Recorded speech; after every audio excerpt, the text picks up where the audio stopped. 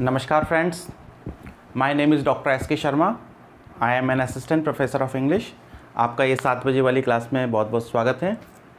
हमारा जो नया टॉपिक हमने स्टार्ट किया था कॉनकॉर्ड, मैंने आपको बताया था कॉनकॉर्ड एक ऐसा टॉपिक है, कॉनकॉर्ड बोल लो या इसको सब्जेक्ट वर्ब अग्रीमेंट बोल लो।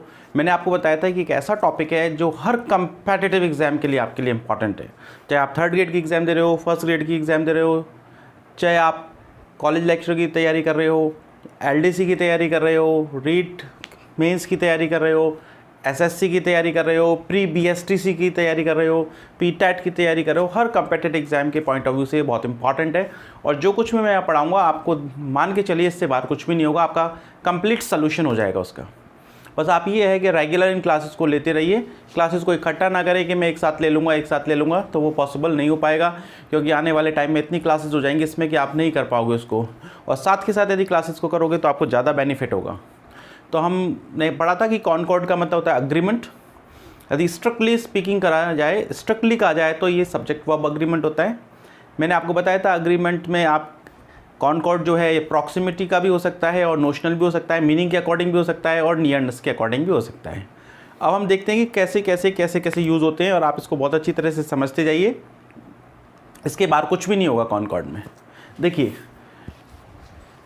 हम यदि बात करें तो यदि कोई भी दो नाउन या कोई भी दो सब्जेक्ट, या तो कोई भी दो नाउन कह सकते हो या फिर आप कह सकते हो कोई भी दो सब्जेक्ट, यदि वो एंड से जुड़े हुए हों, एंड से जुड़ जाएंगे, इसका मतलब फिर वो प्लूरल हो जाएगा। जैसे मैंने कहा राम एंड श्याम, मैं कहूँगा राम इज़ और Ram and Shyam are.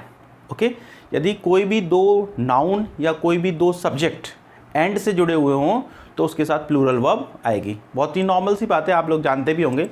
Okay, देखिए जैसे मैं आपसे कहूँ, मैंने कहा if two nouns are joint, यदि दो नाउन जो है जुड़े हुए हैं बाय एंड, किससे जुड़े हुए हैं? एंड से। यदि कोई भी दो नाउन जो है एंड से जुड़े हुए हैं तो क्या होगा? प्लूरल वर्ब इज़ यूज्ड, तो फिर उसके साथ प्लूरल वर्ब यूज़ होगी। ओके, जैसे मैंने कहा राम फिर एंड हिज ब्रदर, दो गए, राम एंड हिज ब्रदर, तो यहाँ होगा वॉन्ट। वॉन्ट होगा या वॉन्ट्स होगा? वॉन्ट। क्यों? क्योंकि प्लूरल, सब्जेक्ट प्लूरल हो गया। यदि सब्जेक्ट प्लूरल हो गया तो वर्ब भी प्लूरल होगी। ओके, और यदि हम कहें देखो ध्यान रखना, WANT और एक होता है WANTS। मैंने आपको कहा था यदि वर्ब में S लगा देते हैं, यदि आप वर्ब में S लगा देते हो तो वर्ब सिंगुलर हो जाती है। वर्ब में S लगा देते हो तो वर्ब क्या हो जाएगी? सिंगुलर। नाउन में उल्टा होता है, और वर्ब में से S हटा दोगे तो वर्ब क्या हो जाएगी? प्लूरल। तो हमें कौन सी वर्ब यूज़ करनी है? प्लूरल। तो आपने जैसे ही एंड लगाया तो सब्जेक्ट प्लूरल हो गया, सब्जेक्ट प्लूरल हो गया तो वर्ब भी प्लूरल, कोई प्रॉब्लम नहीं है। आपने कहा यू एंड आई, मैंने आपको कहा था कि यदि आपके सब्जेक्ट जो है उसमें एंड लगा हुआ हो, दो चीज़ें शामिल हो, तो एक तो यू हो गया और एक आई हो गया, इनके बीच में एंड लग रहा है, प्लूरल हो गया, तो हेल्प होगा या हेल्प्स होगा? Help. Okay, help each other in the time of need, ज़रूरत के समय पर, ठीक है ना, तुम और मैं एक दूसरे की मदद करते हैं। तो कोई ज़्यादा बहुत बड़ी बात नहीं है इसमें। दो नाउन या दो सब्जेक्ट एंड से जुड़े हुए हों तो उनके साथ प्लूरल वर्ब आएगी। देखो मैंने कहा इस physical and mental health is आएगा या आर आएगा? Not good. अब ध्यान रखना, इसमें क्या है, पूरा सेंटेंस इस तरीके से है, his physical health and mental health, है ना।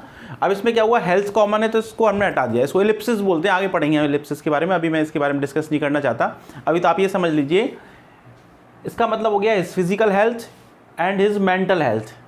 तो दो चीज़ हो गई, फिजिकल हेल्थ और मेंटल हेल्थ। मेंटल हेल्थ का मतलब तो मानसिक रूप से स्वस्थ है, पागल नहीं है, दैट इज़ मेंटल हेल्थ। और फिजिकल हेल्थ का मतलब बढ़िया स्ट्रांग है। तो दोनों चीज़ें अलग अलग हैं। कोई आदमी बहुत हट्टा कट्टा हो सकता है लेकिन मानसिक रूप से कमज़ोर हो सकता है, ठीक है। और कोई व्यक्ति ऐसा भी हो सकता है, दुबला पतला हो सकता है लेकिन मानसिक रूप से बहुत स्ट्रांग हो। लेकिन दोनों का ही कॉम्बिनेशन है, फिजिकल हेल्थ और मेंटल हेल्थ। तो दो चीज़ें, और फिर उसको किससे जोड़ दिया? एंड से जोड़ दिया। तो दो चीज़ों को एंड से जोड़ दिया तो वर्ब क्या आएगी? सिंगुलर या प्लूरल? वर्ब आएगी प्लूरल, तो आर। तो his physical and mental health are not good. Okay, next देखिए, मैं कहूँ व्हाट वी थिंक। देखो व्हाट वी थिंक, हम क्या सोचते हैं, एंड व्हाट वी से, और हम क्या कहते हैं। हम क्या सोचते हैं और क्या कहते हैं, has have the world of difference. देखो सबसे पहली बात तो दो चीज़ हो गई, हम क्या सोचते हैं और हम क्या कहते हैं, दो चीज़ें हैं और दो चीज़ों को हमने किससे जोड़ दिया, एंड से जोड़ दिया। तो वर्ब सिंगुलर आएगी या प्लूरल आएगी, तो वर्ब क्या आएगी, प्लूरल आएगी। द वर्ल्ड ऑफ डिफरेंस, देखो ये ईडियम है, द वर्ल्ड ऑफ डिफरेंस, दोनों ही तरीके से यूज़ होता है, ध्यान रखना आप। ऐसा भी हो सकता है, ए भी आ लग सकता है और द भी लग सकता है। The world of difference, world of difference, इसका मतलब होता है अ ग्रेट डिफरेंस। इसका मतलब क्या होता है, अ ग्रेट डिफरेंस। बहुत, यदि आपको किसी चीज़ पर ये जोड़ देना है कि इन दोनों में बहुत अंतर है, बहुत ज़्यादा अंतर शो करना है, आपको ऐसा लगता है ये दोनों चीज़ें बिल्कुल बहुत अलग अलग हैं, बहुत डिफरेंस है, तो उसके लिए यूज़ करते हैं ए वर्ल्ड ऑफ डिफरेंस भी बोल सकते हो और द वर्ल्ड ऑफ डिफरेंस भी कह सकते हो। तो आपने कहा कि व्हाट वी थिंक, हम क्या सोचते हैं और क्या कहते हैं, उसमें बहुत बड़ा अंतर होता है। कैसे, जैसे मान लो आप दिन में सो रहे हो या कुछ कर रहे हो, अब एकदम से आपके गेट पे नॉक हुआ, आपने नॉक हुआ तो आपको बड़ा कि कौन आ गया यार, ये क्या गलत टाइम पे आ गया, कौन आ गया, आप बड़े दुखी मन से गेट खोला और जैसे आपने सामने देखा कोई गेस्ट आया, आपको मन में तो आपको सोच तो कुछ रहोगे यार क्यों आ गया तू इस वक्त, लेकिन ओहो आइए आइए आइए, ओह यार बहुत दिन बाद, आओ अंदर आओ यार, बड़ी खुशी हुई आप। तो आपने सोचा तो कुछ और आपने कहा कुछ और। तो सोचने और करने में जो है क्या होता है, बहुत बड़ा सोचने और कहने में, है ना।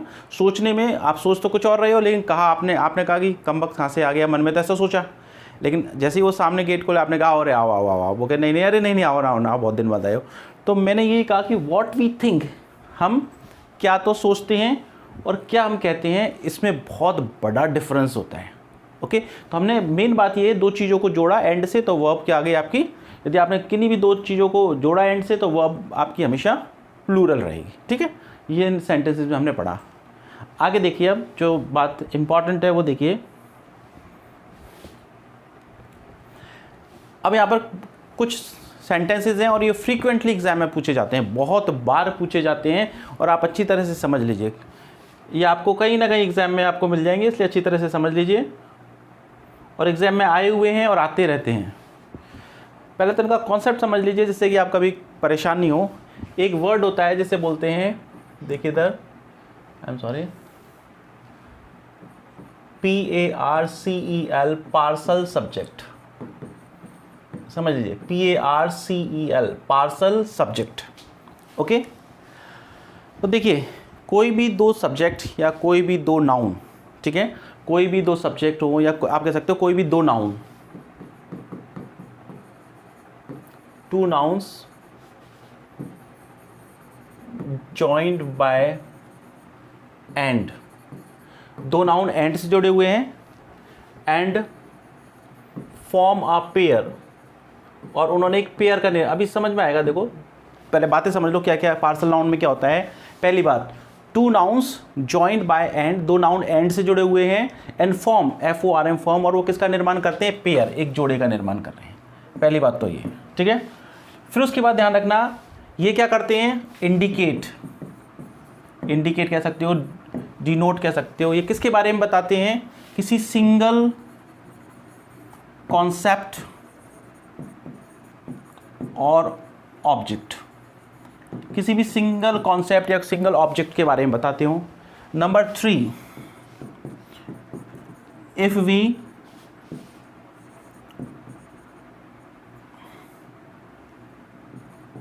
separate them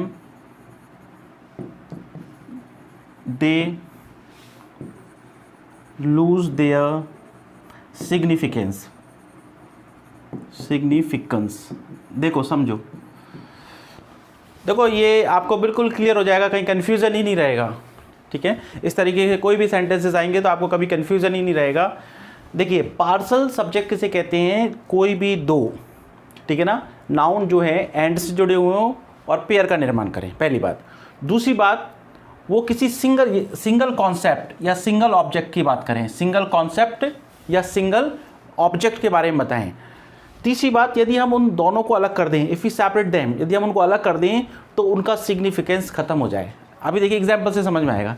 जैसे कोई सा भी एग्जाम्पल, जैसे आपने देखा, देखो इसको देखो, 5th वाले को, ड्रिंकिंग एंड ड्राइविंग एंड से जुड़े हुए हैं और ड्रिंकिंग और ड्राइविंग एक पेयर का निर्माण करते हैं। ठीक है ना, आप जानते हो ना ड्रिंक एंड ड्राइव, आपने कहा होगा, ठीक है, ड्रिंक एंड ड्राइव, आप कहते हो drink and drive is prohibited, ठीक है ना, कि आप ड्रिंक करके गाड़ी चला रहे हो, ये प्रोहिबिटेड है। ठीक है, तो ड्रिंक और ड्राइव क्या करते हैं, ड्रिंकिंग एंड ड्राइविंग एक पेयर का निर्माण करते हैं। मैंने कहा ड्रिंकिंग एंड ड्राइविंग, अब इज आएगा या आर आएगा, ठीक है ना। मेजर कॉज ऑफ एक्सीडेंट, ये जो है बहुत बड़ा कारण है एक्सीडेंट का। अब देखिए एक चीज़ समझिए, पहली बात दोनों एंड से जुड़े हुए हैं, पेयर का निर्माण कर रहे हैं। मैंने कहा two nouns joined by and form a pair, और पेयर का निर्माण कर रहे हैं। इस सिंगल कॉन्सेप्ट की बात करते हैं, ड्रिंक एंड ड्राइव आप कहते हो ना, इस सिंगल कॉन्सेप्ट का निर्माण करते हैं, सिंगल ऑब्जेक्ट के बारे में बता रहे हैं कि क्या है मेजर कॉज ऑफ एक्सीडेंट। ये दोनों चीज़ें, ये दोनों पेयर में यदि कोई चीज़ें हैं तो वो क्या है, मेजर कॉज ऑफ एक्सीडेंट है। अब आपने इनको में से मान लो इनमें से एक को हटा दें, आपने कह दिया drinking is major cause of accident, या फिर आपने कहा driving is major cause of accident, तो इससे जो आप जो कहना चाहते हो उसका सिग्निफिकेंस खत्म हो जाएगा कि नहीं। मैं कहूँ कि ड्राइविंग करना जो है वही सबसे बड़ा कारण है घटनाओं का, दुर्घटनाओं का, या फिर मैं कहूँ शराब पीना ही बहुत बड़ा सबसे बड़ा कारण है दुर्घटनाओं का, तो बात का महत्व ही खत्म हो गया, क्योंकि बात का सिग्निफिकेंस तो दोनों के पेयर में ही है, ड्रिंकिंग एंड ड्राइविंग।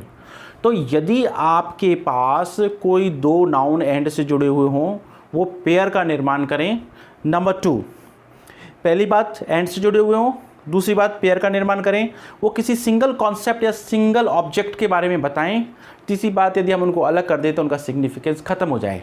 तो ऐसे जो पार्सल सब्जेक्ट्स हैं उनके साथ एंड जुड़ा होने के बाद भी, उनमें एंड लगा होने के बाद भी आप सिंगुलर वर्ब का ही प्रयोग करते हैं। क्या करते हो आप, उसके बाद भी आप सिंगुलर वर्ब का ही क्या करते हो, प्रयोग करते हो। देखो जैसे मैं आपसे कहूँ स्लो एंड स्टडी, ये कई बार आया है, स्लो एंड स्टडी, धीमा और लगातार, ये सिंगल कॉन्सेप्ट है, ठीक है, पेयर है, और इसलिए हम क्या करते हैं इसमें क्या लगाएंगे, सिंगुलर वर्ब, और सिंगुलर वर्ब क्या है, विंस, ठीक है, ये क्या हो गया, विन, गलत। Slow and steady wins the race, धीमा और लगातार, जो धीमा रहे लेकिन लगातार चलता रहे वही रेस को जीतता है। Bread and butter is my main worry, अब देखो ब्रेड एंड बटर यहाँ पे सिंगल कॉन्सेप्ट है, ब्रेड एंड बटर का मतलब है लाइवलीहुड, आजीविका, लाइवलीहुड, आजीविका जिसे बोलते हैं हिंदी में आजीविका, कह रहा है आजीविका कमाना ही मेरी मेन चिंता है। तो ब्रेड एंड बटर एक सिंगल कॉन्सेप्ट के बारे में बता रहा है, लाइवलीहुड। नेक्स्ट देखो bread and butter is a whole food, अब देखो ब्रेड एंड बटर जो है संपूर्ण भोजन है, मैं ऐसे कह सकता हूँ कि बटर संपूर्ण भोजन है, मैं ऐसे कह सकता हूँ कि ब्रेड संपूर्ण भोजन है, नहीं, तो ये जो पेयर के रूप में है, एंड लगा हुआ है, और ये सिंगल ऑब्जेक्ट के बारे में बता रहे हैं, किसके बारे में, कि होल फूड है। ब्रेड एंड बटर जो है पेयर में है, एंड से जुड़ा हुआ है, और सिंगल कॉन्सेप्ट सिंगल ऑब्जेक्ट के बारे में बता रहे हैं कि ये क्या है, संपूर्ण भोजन है। तो क्या लगाएंगे, इज, आर नहीं आएगा, ओके, एंड लगा हुआ है तब भी। देखो घोड़ा गाड़ी, हॉर्स एंड कैरेज, घोड़ा गाड़ी कहते हैं ना, घोड़ा गाड़ी, घोड़ा गाड़ी जो है कपल का इंतजार कर रही है, तो अकेला घोड़ा या अकेली गाड़ी यदि हम अलग कर दें तो इनका क्या होगा, सिग्निफिकेंस ही खत्म हो जाएगा। तो क्या होगा इसका जो है, यदि हम इसको करें तो इसका सिग्निफिकेंस ही खत्म हो जाएगा। तो ये दोनों पेयर के रूप में यूज़ होते हैं, हॉर्स एंड कैरेज, घोड़ा गाड़ी। तो क्या करेंगे हम, एंड लगा होने के बाद भी वर्ब क्या रहेगी, सिंगुलर ही रहेगी, ओके। तो ये वर्ब जो है यूज़ होगी। ड्रिंकिंग एंड ड्राइविंग बता दिया मैंने आपको। करी एंड राइस, अब देखो करी और चावल इज होगा या आर होगा, वेरी डिलीशियस फूड, एक ही कॉन्सेप्ट के बारे में बता रहे हैं, एक ही ऑब्जेक्ट के बारे में बता रहे हैं। डिलीशियस फूड और करी और राइस जो है अलग अलग होने पर अपना सिग्निफिकेंस खो देंगे। जैसे मैं कहूँ दाल बाटी, ठीक है ना, तो आप कैसे कह सकते हो कि बाटी डिलीशियस फूड है, आप कहते हो दाल बाटी, ठीक है ना। तो दाल बाटी जो है पेयर के रूप में यूज़ हो रहा है, सिंगल कॉन्सेप्ट है, ठीक है ना। तो क्या होगा, सिंगल कॉन्सेप्ट के रूप में हो रहा है, तो वर्ब क्या होगी, singular. Gin and tonic is oblique are very good, और आगे लिखना चाहो तो लिख दो very good for a patient, यहाँ तक भी लिख सकते हो, और ज़्यादा अच्छा करना चाहो तो ऐसे लिख सकते हो, gin and tonic is oblique are. देखो जिन एंड टॉनिक जैसे हम हिंदी में आपने सुना होगा दवा दारू, कह ना भाई तबीयत खराब है थोड़ा दवा दारू करवा लो, है ना। तो जिन शराब, दारू, और टॉनिक दवा। एक्चुअली क्या था पहले, बहुत पहले, है ना, अंग्रेजों के टाइम पे क्या था, उस वक्त जब आपकी क्विनीन का आविष्कार हुआ था, ठीक है ना, जिसको आप कुनैन बोलते हो ना, एक्चुअली वो क्विनीन होता है, QUININ, इसकी स्पेलिंग भी कई बार एग्जाम में पूछी जाती है, ध्यान रखना, और प्रोनाउंसिएशन होता है क्विनीन। हम वैसे कुनैन बोल देते हैं, कुनैन की दवाई जो बुखार में ली जाती है। तो क्विनीन होता है इसका, क्विनीन, QUININE। तो आपको स्पेलिंग भी ध्यान रखनी है और प्रोनाउंसिएशन भी ध्यान रखना है, both are very important. QUININE, quinine. तो मैंने कहा क्विनीन, ठीक है ना। तो ये जो क्विनीन थी बहुत कड़वी हुआ करती थी, तो इसके साथ क्या करते थे जब, तो ये क्या हो गया, दवाई हो गई, तो इसके साथ क्या करते थे, शुगर वगैरह, और फिर उसके बाद लिकर यूज़ करके, उस लिकर भी इसमें डाल के इसका यूज़ करते थे। तो तब से ये फ्रेज़ जो है पॉपुलर हो गई, ये जिन एंड टॉनिक, यानी दवा दारू, ठीक है ना। क्योंकि उसमें क्या करते थे, शुगर भी मिला देते थे, कुछ मिठाई मिला लेते थे, और फिर उसके बाद उसमें लिकर भी मिला देते थे, क्योंकि वो बहुत कड़वी होती थी। फिर उसको उसका सेवन कर लेते थे, उसको यूज़ कर लेते थे। वो धीरे धीरे टाइम के साथ क्या हो गई, एक तरीके से क्या हो गया, ये एक फ्रेज़ सी बन गई, जिन एंड टॉनिक, जिसको हम हिंदी में भी बोलते हैं दवा दारू कर लेना, ठीक है ना। तो द जिन एंड टॉनिक, तो क्या हो गया, सिंगल कॉन्सेप्ट हो गया, दवा दारू, ओके। दूसरी बात, पेयर के रूप में इनको अलग अलग कर दें तो इनका सिग्निफिकेंस खत्म हो जाता है, इसलिए क्या हो जाएगा, आर नहीं इज होगा, ठीक है। अब इसके दो एक्सेप्शन है जो आपको याद रखने एग्जाम में आते भी हैं। टाइम एंड टाइड, हालांकि टाइम एंड टाइड होने को तो सिंगल कॉन्सेप्ट ही होता है, समय और ज्वार, है ना, और साथ साथ ही यूज़ होता है पेयर के रूप में, लेकिन ध्यान रखना इसके साथ प्लूरल वर्ब भी यूज़ होती है, आप उसको चाहे एक्सेप्शन मान लो, ठीक है। और 2 and 2 make 4, 2 and 2 make 4, ये दो इसके एक्सेप्शन है जो आपको ध्यान रखने हैं। और ये ध्यान रखना एक्सेप्शन, ये वाला एक्सेप्शन कई बार एग्जाम में पूछ लिया गया है, और कई बार इसकी कंट्रोवर्सी भी हो गई है, और कई बार एग्जाम में, SSC के एग्जाम में भी इसमें एक बार वेट्स को सही मान लिया था, है ना, लेकिन फिर बाद में करेक्शन करना पड़ा, क्योंकि सही वेट ही है। क्योंकि आप डिक्शनरी चेक करोगे, अच्छी डिक्शनरी, तो उसमें यही है, time and tide, wait for no man. और आपको कोई भी सेकंड थॉट नहीं रखना, कोई डबल थॉट नहीं रखना, मैं कह रहा हूँ वो सही है। और काफ़ी चेक करने के बाद पेपर एग्जाम्स में जो पेपर हुए उनके फर्स्ट आंसर क्या माने गए, फिर उसके बाद रिवाइज्ड की में क्या आंसर माना गया, किसको फाइनली सही माना गया, वही हिसाब से बता रहा हूँ, और वही सही भी है, ठीक है। तो आपको करना है टाइम एंड टाइड के साथ प्लूरल वर्ब यूज़ करनी है, वेट, इसके साथ वेट से नहीं करना है, ठीक है। Time and tide, wait for no man. फिर नेक्स्ट है 2 and 2 make 4। तो ये आपको क्या है, थोड़ा सा ध्यान रखना है। और ये पार्सल नाउन के बारे में ध्यान रखना है। पार्सल नाउन क्या होता है, दो पेयर के रूप में होते हैं, मैंने आपको बताया, और वो पार्सल नाउन एंड से जुड़े होते हैं। पार्सल नाउन जो है सिंगल कॉन्सेप्ट या सिंगल ऑब्जेक्ट को इंडिकेट करते हैं, और यदि आप उनको सेपरेट कर दें तो वो क्या करते हैं, अपना सिग्निफिकेंस, उनका सिग्निफिकेंस खत्म हो जाता है, ठीक है। तो ये चीज़ मैं आपको बता चुका हूँ। फिर देखो एक बहुत ही, आप तो को मैं समझाता हूँ आपको, आपने ये वर्ड सुना है कभी, CHASSIS,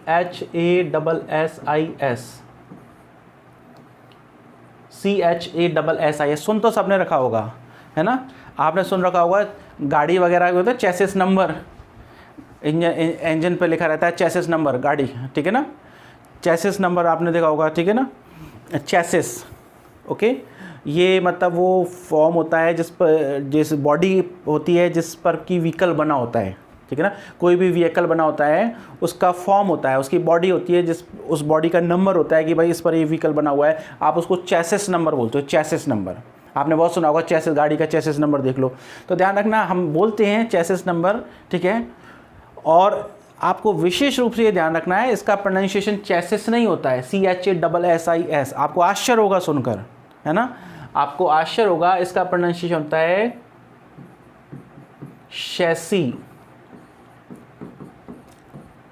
इसका प्रोनाउंसिएशन होता है शैसी, CHASSIS, जिसको आप चेसिस नंबर, इसका प्लूरल भी यही होता है, ध्यान रखना, CHASSIS, प्लूरल भी यही है।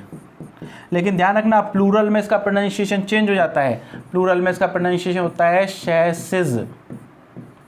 यदि इसको ट्रांसक्राइब करें तो शैसिस, ये जिसको यदि ट्रांसक्रिप्शन नहीं आता तो कोई दिक्कत नहीं है, आप ये जरूर ध्यान रखना इसका प्लूरल भी यही होता है। देखो SIS लग रहा है लास्ट में, लेकिन SIS वाले जो है उनको प्लूरल बनाने के लिए हम SES कर देते हैं, लेकिन यहाँ पे ऐसा नहीं है, ठीक है ना। ये बॉडी का पार्ट होता है, बॉडी का फॉर्म होता है, ठीक है, किसी भी व्हीकल की बॉडी का फॉर्म होता है जिस पर कि उसका निर्माण हुआ होता है, जिसको आप इसको चेसिस नंबर बोलते हो। चेसिस नंबर नहीं होता, होता है शैसी, शैसी, और प्लूरल होता है शैसिस, शैसी, शैसिस नंबर। ध्यान रखना ये बहुत इंपॉर्टेंट है, ये आपको 99% लोग इसको, और ऑलमोस्ट 100 कहते हैं तो भी कोई बुरा नहीं होगा, लेकिन अभी आप 100 में से अलग हो जाओगे, आप अच्छे लोगों की कैटेगरी में हो जाओगे। जो शैसी नंबर, आप चाहे चेसिस नंबर भी बोल दोगे तो आपको नॉलेज है कि इसका प्रोनाउंसिएशन शैसी है, कभी एग्जाम में आएगा तो आप गलत नहीं करोगे, ऐसा मैं मानता हूँ। आगे देखिए,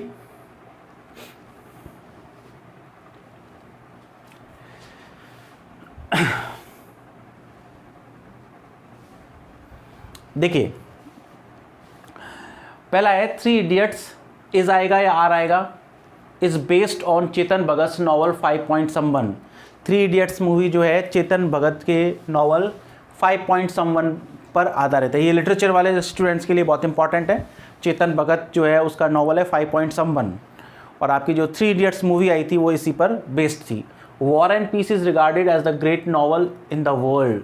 वॉर एंड पीस जो है एक ग्रेट नॉवल माना जाता है। लियो टॉल्स्टॉय एक रशियन नॉवेलिस्ट है, बहुत ही इंपॉर्टेंट नॉवल है जिसका War and piece.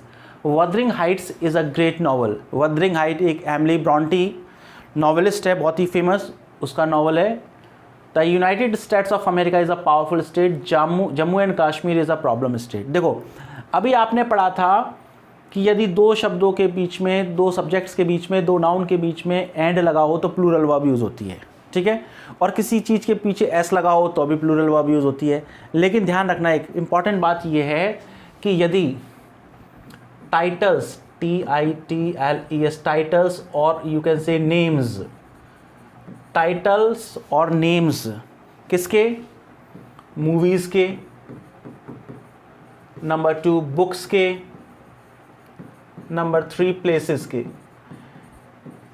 Movies, books और प्लेसेस, इनके जो टाइटल्स हैं, मूवीज़, बुक्स और प्लेसेस, इनके जो टाइटल्स हैं उनमें फिर चाहे एस लग रहा हो और चाहे वो एंड से जुड़े हुए हों, चाहे उनमें एस लग रहा हो और चाहे वो एंड से जुड़े हुए हों, कंडीशन कुछ भी हो, उनके साथ सिंगुलर वर्ब ही यूज़ होती है। ओके, आई रिपीट, नाम और शीर्षक किताबों के, बुक्स, ठीक है ना, जगहों के या मूवीज़ के, मूवीज़ है, बुक्स है, प्लेसेस है, उनके नाम में चाहे एंड लग रहा हो चाहे वो एस लग रहा हो, आप सिंगुलर वर्ब ही यूज़ करेंगे। जैसे थ्री इडियट्स तो आर नहीं लगेंगे, लगेगा इज ही लगेगा, ठीक है। Is based on Chetan Bhagat novel 5 point someone. War and Peace, देखो वॉर पीस एंड लग रहा है, लेकिन क्या है, ये नॉवल का नाम है, ये किसका, लियो टॉल्स्टॉय के नॉवल का नाम है, तो इज ही लगेगा, ठीक है। वदरिंग हाइट्स एस लग रहा है, लेकिन ये नॉवल का नाम है इसलिए इज ही लगेगा। यूनाइटेड स्टेट्स, क्या लग रहा है, states, United States of America, लेकिन ये देश का नाम है, प्लेस का नाम है, किसका नाम है, प्लेस, इसलिए इज ही लगेगा। जम्मू एंड कश्मीर, देखो एंड लग रहा है, लेकिन ये क्या है, प्लेस का नाम है, इसलिए क्या लगेगा, इज ही लगेगा। तो आपको ध्यान रखना है, चाहे कोई भी टाइटल हो चाहे नेम हो, कोई भी टाइटल या नेम, उसके नाम के आगे एस लग रहा हो या वो एंड से जुड़े हुए हो, कोई भी कंडीशन हो, तो भी यदि वो बुक्स के नाम है, मूवीज़ के नाम है या फिर किसी प्लेसेस के नाम है, तो उनमें सिंगुलर वर्ब ही यूज़ होगी। ओके, हमने पढ़ा कि भाई कुछ पार्सल नाउंस होते हैं या फिर पार्सल सब्जेक्ट्स होते हैं, उनके साथ सिंगुलर वर्ब यूज़ होती है। पार्सल सब्जेक्ट क्या होते हैं, पेयर में होते हैं। नंबर 1 सिंगल कॉन्सेप्ट या सिंगल ऑब्जेक्ट को इंडिकेट या डिनोट करते हैं। नंबर 3 हमने पढ़ा कि यदि हम उनको अलग कर देते हैं तो उनका सिग्निफिकेंस खत्म हो जाता है, इसलिए उनके साथ सिंगुलर वर्ब यूज़ करते हैं। मैंने 2 एक्सेप्शन बताए कि time and tide, wait for no man. दूसरा एक्सेप्शन मैंने अब आपको बताया 2 and 2 make 4, जिसमें कि प्लूरल वर्ब यूज़ हो रही है। बाकी आप एंड से जोड़ते हैं तो क्या होता है, एंड से जोड़ने पर आपको प्लूरल वर्ब ही लगानी है। लेकिन यदि टाइटल्स हों किसके, बुक्स के, प्लेसेस के या मूवीज़ के, तो एंड से जुड़ रहा हो या फिर ऐसा लग रहा हो, कैसी भी स्थिति हो, आप सिंगुलर वर्ब का ही प्रयोग करते हैं। ठीक है, तो ये आपको कॉनकॉर्ड के बारे में और बात, ठीक है। कुछ जो है आपको साथ के साथ में एक्सरसाइज भी कराऊंगा, और फिर बाद में एक्सरसाइज, जैसे नाउन की अभी आप उसको रिवाइज़ कर लीजिए। आपकी 20 क्लासेज हैं नाउन की, तो आप रिवाइज़ कर लीजिए। फिर कुछ दिनों बाद में आपका इसका नाउन का कंप्लीट टेस्ट रखूंगा, तो आप रिवाइज़ कर लीजिए। नहीं तो फिर क्या होगा, आपको ऐसा लगेगा कि हम पे क्वेश्चन नहीं आए। बाकी की जिन्होंने भी ये 20 क्लासेज लेंगे तो उनको सारे क्वेश्चन इसमें से आ जाएंगे, कोई भी दिक्कत नहीं आएगी। और आपको मैं जल्दी ही टेस्ट पोर्टल स्टार्ट करूँगा, क्योंकि मैं अभी आपको टाइम इसलिए नहीं बता रहा क्योंकि अभी वो मेरे हाथ में नहीं है। ठीक है, जैसे भी वो टेक्नीशियन उसको सही कर देगा तो फिर उसके बाद वो काम चालू हो जाएगा। मेरा काम जो है ये पढ़ाने वाला है, जो मैं आपको प्रॉपर्ली डेली करा रहा हूँ। दूसरा बात, आपको टेलीग्राम पर डेली आपको PDF भेजी जा रही है, उसको आप पढ़िए, अच्छी तरह से उसको तैयार कीजिए। और भी कई सारी ऐसी चीज़ें हैं जो मेरे दिमाग में मैं आपके लिए लाऊंगा। लेकिन आप लोग भी जो है, मैं आपके लिए जो मुझे ऐसा लग रहा है कि जैसे मुझसे जितना भी बेटर हो पा रहा है कि मैं आपके लिए करने की कोशिश करूँ, और ज़्यादा से ज़्यादा मेरे दिमाग में आइडियाज़ हैं उनको करने की कोशिश कर रहा हूँ। और देखिए, आपको मैं बता देता हूँ कि आप लोगों के लिए जो मैं बता रहा हूँ वो 24 ईयर्स का एक्सपीरियंस है, वो आपके साथ शेयर कर रहा हूँ, ठीक है। आपको पता है जैसे असिस्टेंट प्रोफेसर की एग्ज़ाम है, उसमें मेरी 6th रैंक आई है, और 6th रैंक उस कंडीशन में आई थी जिस दिन मैं पेपर देने गया था, उस दिन मेरे को डेंगू हो रहा था और मेरी प्लेटलेट 32,000 थी और 103 जो है बुखार था, और मेरे को एग्ज़ाम देने जाने के लिए भी डॉक्टर ने मना किया था, लेकिन फिर भी मैं एग्ज़ाम देने गया। तो आपकी तैयारी अच्छी होती है तो आप सिलेक्शन भी होता है और अच्छी रैंक के साथ भी सिलेक्शन होता है, लेकिन वो कब होता है? जब आपकी लंबी तैयारी हो। ऐसे नहीं कि आप 1 महीने की तैयारी, 2 महीने। इसीलिए मैं आपसे बार बार मैं कहता हूँ कि अभी आप लोग इस चीज़ की तैयारी करें, और जितना भी मैं आपको इसमें सपोर्ट कर सकता हूँ वो आपको करूँगा, और आपकी जब वैकेंसी आ जाएंगी जब और भी ज़्यादा सपोर्ट करूँगा आपको, अभी भी करूँगा। लेकिन आप लोगों का एक फ़र्ज़ है कि यदि आप लोगों को ऐसा लगता है वास्तव में कि मैं आपके लिए कुछ अच्छे से अच्छी करने की कोशिश कर रहा हूँ, आपके लिए कोशिश कर रहा हूँ कि चाहे कुछ भी हो आपकी 7 बजे क्लास जो है रेगुलर आए, और मैं चाहता हूँ कि मेरे को इतनी शक्ति रहे कि मैं आपकी ये क्लासेस कभी 7 बजे वाली क्लास कभी मिस ना हो। कोई अनट्रोवर्ड कंडीशन हो तो बात अलग है, कोई एडवर्स कंडीशन हो तो बात अलग है, बाकी की मैं कोशिश करूँगा कि आपकी ये क्लास जो है डेली आपके फिक्स टाइम पर आए। तो आप लोगों से भी मैं एक सहयोग की उम्मीद करूँगा कि आप अपने जितने भी सोशल नेटवर्किंग प्लेटफॉर्म्स हैं उन पर प्लीज़ इस वीडियोस को ज़्यादा से ज़्यादा शेयर करें, ठीक है ना। मैं आपको फिर बता रहा हूँ, आपके शेयर करने में केवल 1 मिनट का टाइम लगेगा, लेकिन आपके शेयर करने से मेरे को बहुत ज़्यादा मोटिवेशन मिलेगा। ज़्यादा से ज़्यादा लोगों तक आप ये बात पहुँचेगी तो मुझे बहुत ज़्यादा मोटिवेशन मिलेगा। जितना मुझे ज़्यादा मोटिवेशन मिलेगा मैं उतना ही आपके लिए और ज़्यादा बेटर से बेटर करने की कोशिश करूँगा। Thank you.